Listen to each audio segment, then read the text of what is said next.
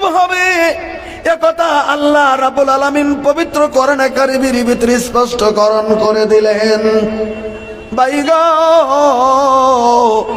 এবার একটা প্রশ্ন আমি আপনাদের কাছে করব, যে বিশ্ব নবীকে আল্লাহ বলে দিলেন, সেই নবী কি বর্তমান পৃথিবীর জমিনের ভিতরে কি বেঁচে আছে?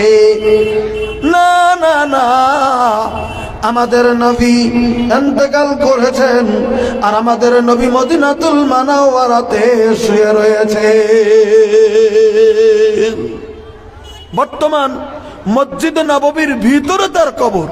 আপনারা জানেন মসজিদে নববীর ভিতরে 3টা লোকের কবর আছে।